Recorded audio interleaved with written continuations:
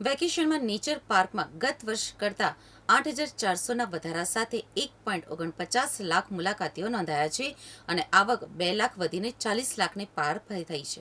પાલિકા સંચાલિત Sarthana nature park વેકેશનમાં દક્ષિણ ગુજરાતના મુલાકાતીઓ માટે મનપસંદ ડેસ્ટિનેશન બન્યું હતું, જેમાં કુલ 1,49,076 લોકોએ મુલાકાત લીધી હતી. પાલિકાની આવકમાં પણ નોંધપાત્ર વધારો નોંધાયો હતો.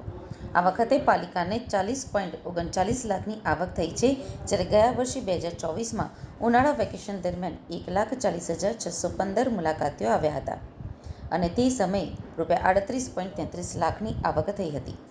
વર્ષ મુજબ જો તુલના કરીએ તો મુલાકાતીઓની સંખ્યામાં 8,461નો વધારો થયો છે અને આવકમાં પણ લગભગ રૂ.2.6 લાખનો વધારો નોંધાયો છે.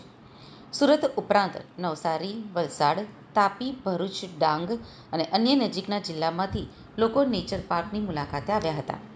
પરિવારો અને ખાસ કરીને બાળકો માટે પ્રાણી સંગ્રહાલય ઉનાળાની રજાઓ દરમિયાન મનોરંજક તેમજ શૈક્ષણિક અનુભવ આપતું કેન્દ્ર બની ગયું છે.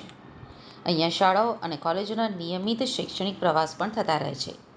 ખાસ કરી વિદ્યાર્થીઓ માટે આ માહોલ શીખવા સમજવા ઉપયોગી બની રહ્યો છે. પાલિકા સમયાંતરે નવા પ્રાણી, તેમની રહેવાની જગ્યાઓમાં આધુનિકીકરણ અને મુલાકાતીઓ માટે વોકવે, માહિતી પેનલ્સ અને આરામદાયક બેસવાની જગ્યા જેવી સુવિધાઓ ઉમેરી રહી છે, જેના કારણે પણ પ્રતિસાદ વધ્યો છે. દર વર્ષે સરથાણા નેચર પાર્કમાં દિવાળી અને ઉનાળા વેકેશનમાં મોટા પ્રમાણમાં મુલાકાતીઓ મુલાકાત લેતા હોય છે.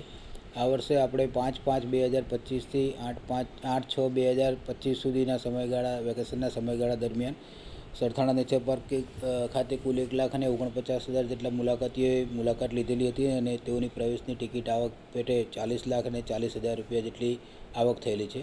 જે ગયા વર્ષે આ જ વેકેશન પીરિયડના સમયગાળા દરમિયાન 1,40,000 જેટલા વિઝિટરે મુલાકાત લીધેલી હતી અને 38,33,000 જેટલા પ્રવેશ ટિકિટની આવક થઈ હતી. જે ગત વર્ષ કરતાં આ વર્ષે 9,000 જેવા મુલાકાતીઓએ વધુ મુલાકાત લીધેલી છે અને તેઓની પ્રવેશ ટિકિટ આવક કે ગત વર્ષ કરતાં 2 લાખ રૂપિયા જેટલી મહાનગરપાલિકાને વધારે આવક થયેલી છે.